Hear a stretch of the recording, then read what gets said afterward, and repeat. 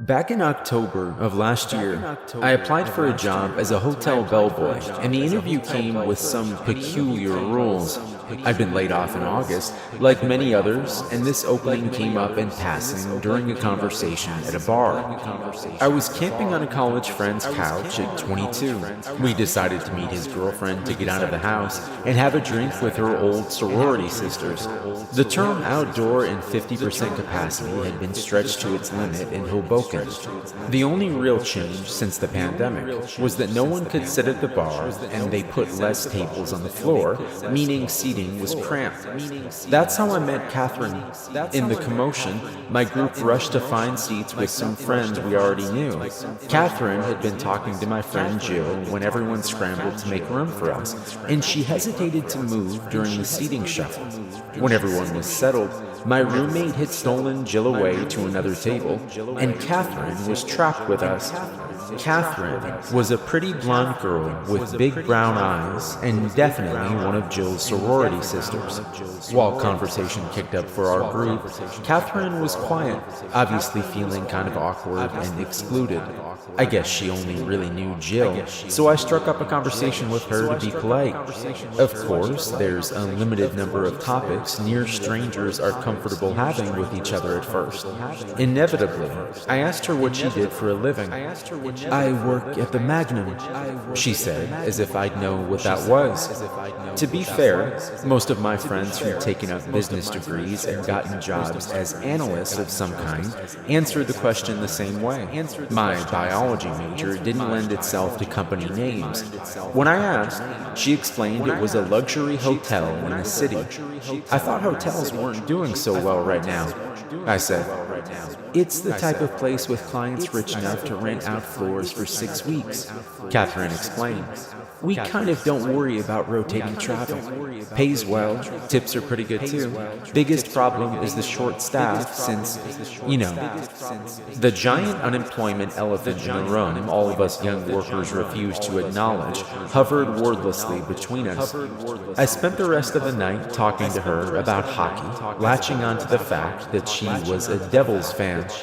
I didn't really get desperate enough to consider hotel service until a month later when my already pathetic savings had dwindled to almost nothing and none of my other prospects had panned out in my field.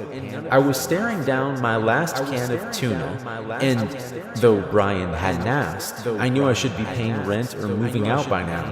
I wasn't going to move in with my asshole dad, and my mom just sold her house to pay for her own hospital expenses. Money, any money, would do. I decided to take a chance and text Catherine, hoping she wouldn't be offended that this was the first time I was reaching out to her since we met. I got an automatic message back that I was texting a landline. I half assumed then that she gave me a fake number, one off from her cell or something. Part of me found that amusing.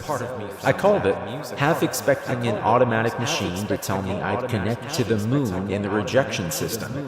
This would be a funny little anecdote to tell Jill if that was the case, and maybe a little concerning for my social skills.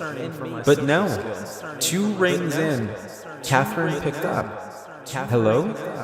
"Oh, hi," I said, stilted, shocked she was actually on the other side. "Catherine. This is Catherine, right?" Right about then, I realized I didn't remember her last name. From the bar the other night for Jill Delaney's sorority sister reunion. It's Jessie, by the way. Smooth as sandpaper. "Yes, I remember. You all right over there, Jessie?" "Yeah, I just didn't expect you to answer a landline." "Right," she said sheepishly. "I forgot that. They don't really let us use cell phones here, so I kind of fell into the habit of giving out people my work phone. Sorry. You can call me Kat, by the way." "Kat. Okay. You're working. I can call back, or you can call me back, or..." I heard myself making a bigger deal out of a simple question than it should be. "I had a question about your job. If you were still hiring. I mean the Magnum. Like, if it was still hiring." I was listening to myself nervously rattle off nonsense, wondering why I wasn't dropping dead from mortification yet. Somehow, after that mess, Catherine didn't immediately hang up. She even told me she'd asked the manager about potential openings. I didn't hear anything for 2 days after that, and had almost forgotten about it, when my friend Brian dropped a manila envelope on my lap. It was addressed to me, though I usually had my mail forwarded to my mom's in South Jersey. But there it was. When I opened it, there was a little introductory letter to me in typed and textured paper. Dear Jesse Falks, your interest in joining the Magnum's hospitable team. We have been referred your information and believe that it may fit the goals of our hotel. We would like to extend an invitation to conduct a formal interview and further discuss your skills and qualifications in relation to further opportunities. Please arrive at the following address at no later than 10 a.m. sharp on Saturday, 10/10/2020.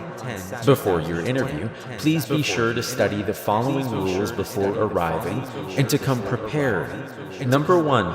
If you arrive by car, you may park on the east lot in any blue space. Do not park in the white or reserved spaces. These are for guests. Number 2, you will enter through the eastern entrance. An eagle in the bronze filigree on the door is the correct entrance, should you not notice any signs. Number 3, if the door is open, walk in and proceed to step 3A. Number 4, if the door is closed, walk around to the south side entrance marked with a decorative woman and proceed to step 3B. Number 5, please bring a printed copy of your resume. A, if you have arrived through the situation described in 2A, hotel staff will be there to greet you. Give the blonde attendant your coat and hat and other personal belongings, if you have either, and deposit any electronic devices on your person into the bin sitting on the accent table beside the mirror. B, if you have arrived through the situation described in 2B, you will be alone. Place your electronic devices likewise in a bin on the nearest accent table without a mirror in front of it. Leave your personal belongings, including purses, handbags, backpacks, timekeeping devices, wallets, keys, papers, notebooks, books, pens, pencils, and hats on the chair beside the table. You may proceed with your coat. Number 6, proceed to room 002N on the map provided. Please take the time to memorize both routes. You shall not be permitted to speak to staff or guests under any circumstances.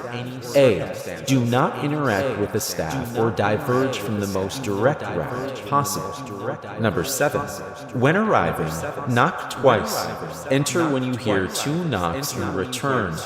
Number 8, if you arrived in situation 2A described above, sit in the chair to the left. If you arrived in situation 2B described above, sit in the chair behind the desk of your interviewer. In the unlikely event that all chairs are filled, stand in the left-hand corner. In the unlikely event that there is only one chair, stand in the left-hand corner. Number 9, if it is only you in the interview, you will introduce yourself first with the following phrase: "What a swell day it is to be out yonder. Lovely to meet you. I'm," your full name, "here about the position." If you enter through the situation described in 2B, however, you may introduce yourself as you please. Number 10, if there is anyone else in the room, you are to wait to be spoken to. If there is a woman in the room wearing green or a man with a feather in his breast pocket, do not speak to them no matter what they say to you. If there is a man in the room with a hat, look immediately to the floor and do not look up at him for the remainder of the time he's in the room. If there is a man wearing red in the room, do not say nor confirm your full name throughout the duration of the interview. When asked to speak in this group, the phrase you will say in turn to your interviewer: "It's a pleasure to meet you as well. I am excited for this opportunity to become a part of the Grand's illustrious team."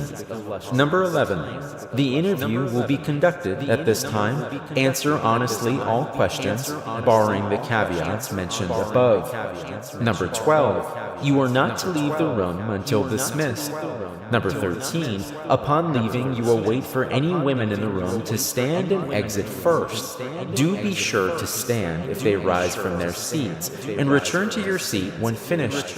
If the man with a feather in his breast pocket is in the room, you will wait for him to dismiss you before leaving. Number 14. When exiting, you will leave through the east side entrance. And number 15. Discuss this list with no one. We're excited to meet you. Call with any questions or clarifications. The magnet. I looked at the rules and flipped to the other pages in this packet. There was a map of the parking lot and first floor, contact information, clothing requirements, and an old-fashioned brochure listing benefits, responsibilities, and average salary of a bellboy, which was too good for what I expected to be a minimum wage experience.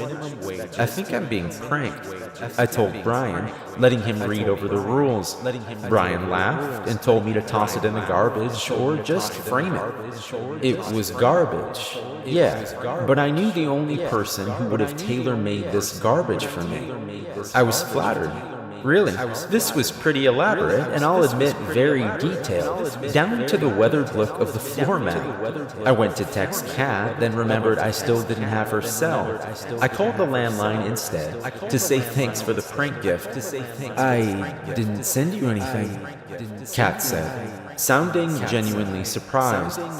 I thought it was funny, Kat. The rules list is kind of just dramatic, don't you think? Rules? Kat sounded confused over the phone, and then laughed. Oh, right. I forgot how weird they are when you start this job. What? I didn't send you anything, Kat said again. All I did was mention you to my manager, lied a bit, and said you had some experience in hospitality. It's not like this job is demanding. He asked for your name and address, and I know you live with Jill's boyfriend, so easy enough. Your name is Jesse Fulks, right? Yeah. He sent you a package, right? Lots of weird rules? If it is only you and the interviewer, you will introduce yourself first with the following phrase: "What a swell day it is to be out yonder," I read dramatically. Yep, Kat said, laughing a little. You're actually supposed to follow them. Seriously? I'm not going to remember all this trash, I said. Not without a checklist or something. Hold on. Kat hung up, and she didn't call back in a few minutes. She didn't call back until the next day. Hey, Jesse, Kat said. So, I asked around and I was right. You don't have to worry, it's always the same. The rules are overcomplicated. If you want, I can go over them with you, but essentially, you're supposed to follow the 2B rule set. That's it? Yeah. I felt the biggest weight lift off my chest then, thinking of having an income again. If these people wanted me to sing and tap dance, I'd learn the choreography fine. At the end of the day, I'd have the job, and it's easier to hire someone than fire them. If this was all just a complicated hazing, fine. I asked Kat directly what lines I had to know from my play act of an interview. She started listing them off casually, but then sort of petered off. If you don't think you'll have it by Saturday, Kat said, a little hesitantly, I can come over and help you go over it. I grimaced. She was inviting herself over. Kat seemed sweet, and I wanted to think of it as a kind gesture, but this felt a little too above and beyond. I held the phone to my chest, panicking, looking for Brian to hiss my concerns at, but he was off at the gym. Suggest somewhere public, I thought to myself. How about we talk it over at, like, the park instead? Tomorrow? When do you get off work? I'm off at 6 tomorrow, actually. It'll be dark by then, I thought. Well, there's a coffee house nearby. We could meet at the Green. She agreed, and I hung up feeling pretty good about relocating it to somewhere impersonal. Brian laughed at me when I told him later, and I realized I probably made it sound like a date. Shit. The not date review of the rules was actually not as bad as I thought it would be. Kat seemed truly eager to get down to the business regarding what to do and when. She kept the list in her hand and made me recite each step. We ignored all the caveats and kept to the bare necessities of the path she and the other employees went through. And after you leave your stuff in the bin, but the jacket I can take. I chime in. When you get inside the room and sit in the back chair, you'll say, "It's a pleasure to meet you as well. I'm excited for this opportunity to become a part of the Grand's illustrious bullshit team." Catherine smiled wide, observing me with wide brown eyes. "You're hired," she teased. I felt pretty alright about Saturday. The attire required was another hurdle, but not as bad as the others. Black pants, black shirt with a collar, black shoes, red tie. I had some slacks for my graduation and borrowed the shirt from Brian. Jill and I found a tie for $1 at a thrift store. I took the subway into the city and made it to the Magnum at sometime around 9:50. As Kat had promised, the east entrance was closed, which meant I was going around to the south entrance. The building itself looked like any other hotel I'd seen in the city. Tall, stone structures with filigree and crest that added some extra air of importance to the structure's existence. To add to that, it was right across from the park, but only 4 blocks from a Chipotle. Nothing in the city is above being neighbors with convenient fast food. Before I even got inside, however, everything kind of went sideways. The east side entrance was closed as it was supposed to be, but so was the south side door. The filigree of a woman stared back at me, refusing to budge. This was the south side. This was the door I was supposed to walk through. But I pulled on the handle, and it didn't open. I knocked and waited. No one came. I rushed immediately back to the east side door, half dreading that it was the open one. If that was the case, I was screwed. I only knew the rules for the B scenarios. But when I tried that door, it was just as locked as the other. The hell? I walked around the street looking for another entrance, but couldn't find one. It was soon 10:05, and I was wondering if something had gone wrong. So, I did the only thing I could think of. I called Kat. She answered quickly enough. "What do you mean the door's closed?" Kat snapped. "It's Saturday, isn't it?"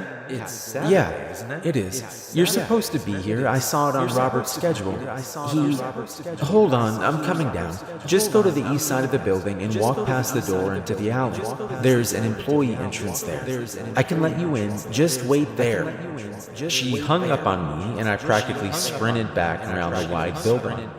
The alley she was talking about was the odd backing to an otherwise opulent building. The walls were flat, the dumpsters crowding both sides and half open, reeking with garbage. Even in the middle of morning, it was dark in that little crack of space. The door Kat mentioned was a bland gray door that looked severe and functional, completely detached from the gaudy facade that decorated the front. I paced up and down the chipped asphalt, dodging the glass chips and piles of crates. Then, the white door opened, and I turned at attention. But it wasn't Kat at the door. "What are you doing here, kid? You lost?" a man asked. He wore a trim red and black uniform and a little name tag that said Eddie. Instinctively, I would have answered no and babbled about being here for an interview, but I knew I wasn't supposed to be back here. This was off the interview script, and if this was my only entrance, I couldn't be shooed away from it. The new guy. Rob told me to come in this way today, I said, boldly dropping the name I heard Kat use. But I made an awkward gesture toward the door, trying to convey going through and hoping vague complications seemed like an understandable enough barrier. "Oh," he said, seeming to think my uncertainty was warranted. His thin lips pressed together tight, and he gave me an odd kind of look. He may have wanted to say something, but instead quickly shouldered a large garbage bag that had been laid at his feet behind him and held the door open for me. "Go on, then. He's got an interview or something today, so you can wait for him in the break room. 15E. I took the door from him and held it open in turn so he could take the garbage. "Thanks." Eddie nodded. His bag was dripping garbage slime, which is never pleasant, but he didn't seem bothered to have it hauled over his shoulder. When he walked it past me, there wasn't the lingering smell of garbage, but there was something like iron. He walked on, and I walked into the hotel, the door closing behind me. I looked down at the polished floor, and there were stains where the garbage bag had been. They were a little ruddy red-brown, like the kind you'd see on a counter or a cutting board after cutting up a steak. Expired meat, I thought to myself. I realized Eddie wouldn't take too long to throw out the trash, and I had to be out of sight by the time he arrived to not get caught. I sprinted down the hall, through a few sets of double doors, heading inward to the best of my approximation, hoping to hit a lobby or room numbers to guide my way. Soon enough, the tile floor turned to green carpet, and the ornate facade was back as I walked into the main rooms. I looked at the first door beside me, 025E. It wasn't where I was supposed to be, but it gave me an idea of where to go. Kat showed me a direct route on the map, so I knew I had to walk to the north wing first, which meant following E's numbers until they dwindled to 1 near the lobby, and then continuing on the way I would have if I entered through the southern entrance. I still had my coat and my phone, but this wasn't unmanageable. I could fake it. First things first, I had to get rid of my stuff. The hall was ornate, decorated with slim wooden tables and delicate golden electric lighting. There were pieces of ivory, jade, and copper art that looked expensive. I quickly removed my coat and my phone by 011E and kind of bundled both up and shoved it in a nice, wide porcelain vase. I wasn't about to lose a stupid interview over a technicality. I continued on, half afraid I was already lost, until I hit the first wall with a copper bust of some 1800s guy. Kat had mentioned it before. I was in the hall directly behind the lobby and standing directly behind the concierge desk now. All I had to do from here is turn left, or I would have if I was coming from the south side. Now, I just had to keep walking and I'd be there. I'd keep going, turning right at the women's restroom, and then 002N was on the right. As past the bust, 2 chatting women dressed as staff rounded the corner and spotted me. When they did, they went dead silent. They didn't slow down, but they stared, jaws falling a little slack at the sight of me. I tried to smile back, but they ducked their heads away and kept walking. One of the girls dropped something. It was heavy enough that they should have been able to hear the dull thud, but they rounded the corner instead of stopping. It was a key. I picked it up, and it was clearly an old-fashioned room key, not a card for an electric door, but a heavy brass key with a little task that said 001. I backtracked a little, trying to catch their attention. They huddled closer together, walking arm in arm, whispering and giggling to one another. One threw her head back to sneak a glance at the empty hall and looked genuinely surprised to see me. I held the key up, showing her wordlessly what she left. She nodded and tossed her head to the side, as if saying, "Get going." But She raised her hand to her lips and turned her back to me, breaking into a run arm in arm with her friend. I turned the key over in my hands. This was the part of the hall I was supposed to walk into. The instructions said I wasn't supposed to talk to staff. Maybe she knew that. Maybe she was one of Kat's friends and was helping me out. Should I have left the key on the ground? Was this a part of this weird hazing? I half debated just leaving it on the floor, but it was in my hand anyway. I'd turn it into the guy in my interview and tell him what happened. Maybe that was the point of it.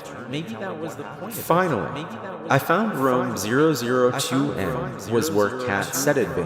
The second to last door in a dead-end hall. The last door, 001, was propped open, slightly ajar. Inside, the lights were off, giving me only a glimpse of the carpet.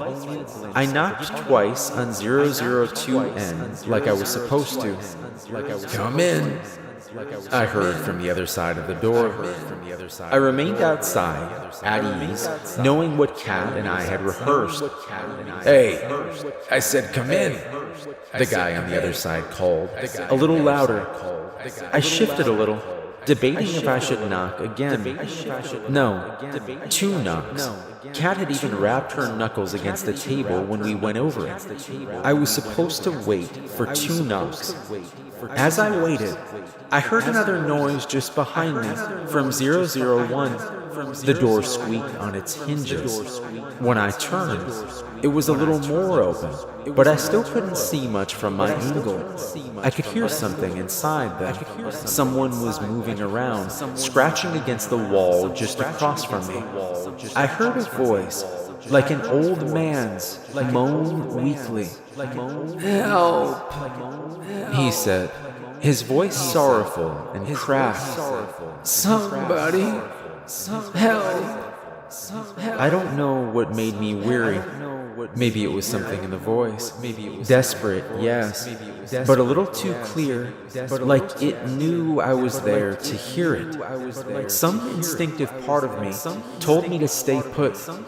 Then the groaning stopped, and there was a heavy thud, like a fist pounding the wall. I heard the man inside groan and shuffle again, slowly making his way down the length of the room, closer to the door. I knocked again at 002N. Hey, there's someone here," I called, only to be met with no response. The groaning crept closer to the door. "Help, Jess, help." I rushed to door 001, grabbed the handle and slammed it shut. I didn't look inside, but I caught a waft of the smell. The pungent stench of a sewer on a rainy day came to mind, like something had died and rotted inside. Then a hand reached out and grabbed my wrist and tugged. I was thrown back against the opposite side of the hall, and there was Kat, pulling the door closed. Room 001 shook as the thing on the opposite side threw its full weight against the door. Kat turned and looked at me, holding her hand out. "The key," she hissed. "The key." My hands were shaking as I fished into my pocket for the brass key. I hardly had it out of my pocket when Kat snatched it away and locked the door. Another powerful bang sent her stumbling back to the opposite side of the hall. It was then I heard 2 calm, controlled knocks behind me. I nearly jumped back to the other side before suddenly remembering this was 002N and I was waiting on them. I looked to Kat, who paused midway through fixing her blouse. Kat pulled me onto my feet and fixed my tie. "Don't worry about that," Kat whispered hastily. "Tell them you locked the door with no one's help. I wasn't here. Go." I practically threw the door open and sprinted in. 3 members of the hotel staff sat inside, all very composed and evidently confused by my heavy breathing and my no doubt priceless expression. "What's the matter, love? You look absolutely shaken." The woman behind the desk asked. I immediately shut my mouth, taking in exactly who was in the room and where. There were 3 people, like Kat had warned me, but they weren't. They were more distracting than I expected. Kat told me to expect to see a man in a red vest, and I did, since I'd stumbled into his chair. What I didn't expect was for him to be badly burned. A nasty pinkish scar ran up his neck, shriveling his chin, his ear, and his nostrils. One eye was permanently shut, and the other was crooked. The other was a woman who stood in the corner. She loomed over the chair next to the man in red, her sunken eyes fixed intensely on me.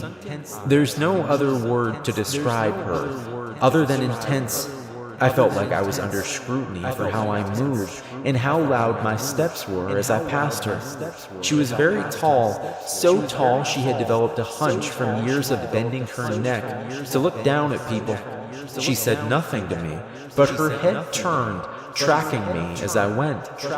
The last was the woman in green I wasn't supposed to speak to. She was sharply dressed and quite pretty, but was also the one sitting behind the desk where I expected my interviewer to be. I wasn't supposed to speak to her, wasn't I? That was the whole point Kat had drilled into my head. The one I wasn't supposed to worry about was the looming woman who twitched when I took my seat in the chair behind the desk. "Can I get you a glass of water, love?" The woman in green asked sweetly. "You're our 10 o'clock, aren't you? Jesse Fulks. He's skinny." The tall one said, buggy eyes still set on me. Her pale tongue darted out to lick her lips. "Behave, Lori," the man told the tall woman. "Jesse, this is Lori Belaford, honorary front office manager," he said, nodding to the tall woman. He then gestured to the woman in green. "Frederica Sardi, the general manager of this hotel, and I'm Robert Strauss, chief concierge and hiring manager. You can tell us a little about yourself."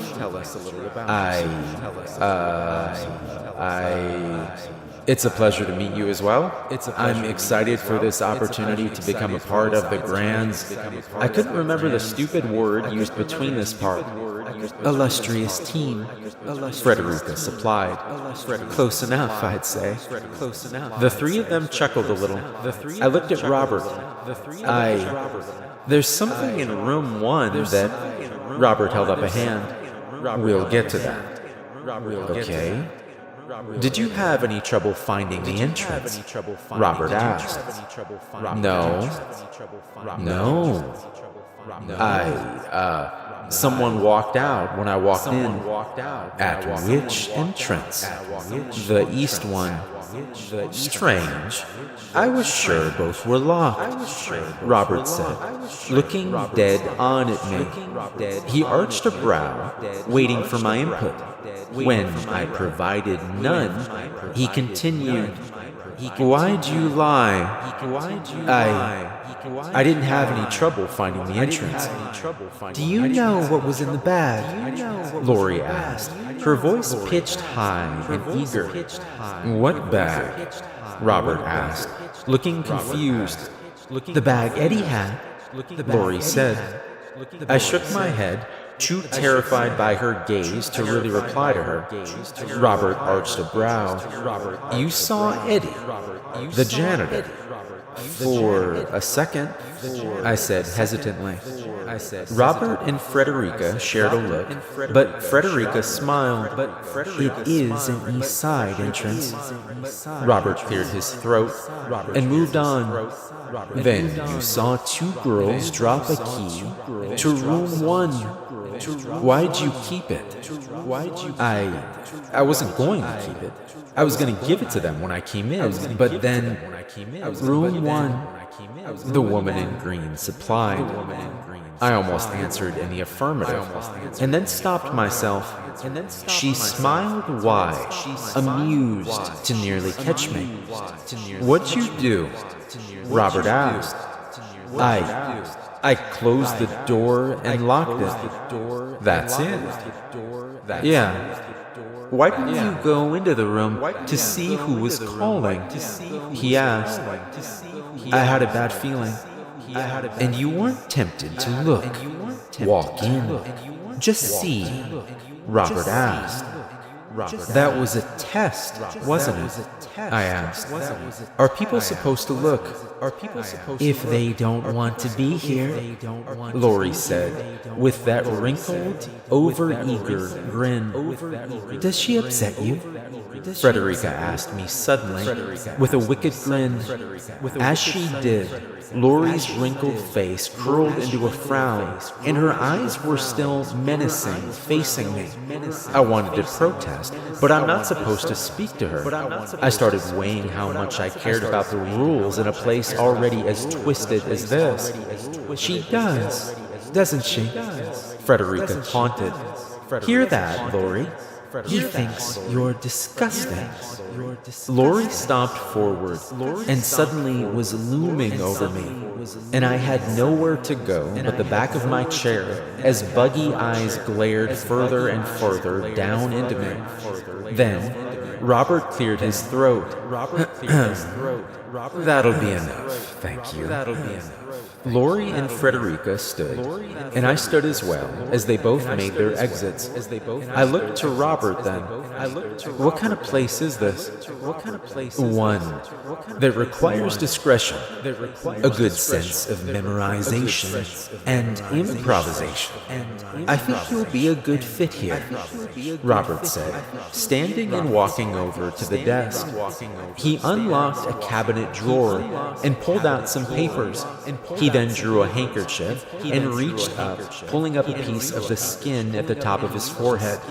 I nearly leapt up out of my seat as he started peeling the skin back. Holy... Robert kept pulling until half his face was removed, but there was no fleshy muscle beneath, just a regular half of a face. It was makeup, burn makeup. Excuse me a moment, the prosthetics itch, but I'd like to make you an offer to sign on with us. It was all makeup, I asked. Part of the interview. The bag Eddie carried was meant to be suspicious, and Joe gets a kick out of scaring the new guys in room 1. See, like I said, this is a job that's unpredictable, and we look for a certain personality type. We try to learn it as quickly as possible. Robert wiped off the rest of the makeup with his handkerchief and looked like a normal man in his mid-40s. Most people break with Lori or forget the rules with Freddie. I looked dumbfounded from the door to him. That's it? That's the interview? Yes. Don't you want to ask me questions? Oh, I've learned about everything I need to know from you. The fact that you were able to find us and send a letter of inquiry to us at all is a start to let me know you know what kind of place this is, following the rules and your reaction to our surprises. For you tells me everything else I need to know. What kind of place do you work that you need to know how I'd react to a bloody bag and a guy moaning from another room?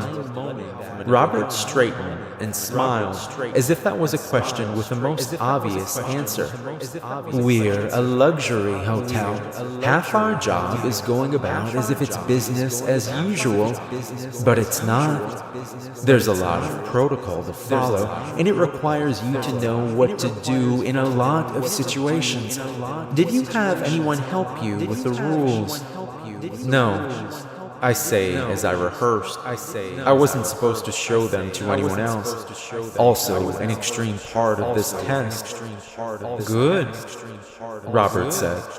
If you can't memorize and follow those instructions in the time we gave you, then you wouldn't be able to handle this job. But you were a natural. but you still have enough independence that you're not completely lacking in critical thought. You'll do well here. Listen, after all this, I don't even know if I want this job. Robert didn't say anything, just showed me the starting salary. This was the walk through fire, but I can guarantee if you sign on with us, so long as you stick to the rules, you'll be fine. The money was good, really good. The first set of rules wasn't so bad. If this was some kind of weird promoting discretion, then fine. Joe and Eddie were a setup. I could keep my mouth shut. If they'd let me in and all I had to do was learn a routine, fine. So I took the job. It was better than anything I get in a lab. And in that moment, things had gone from terrifying to completely lax. I signed a contract there and went home with a set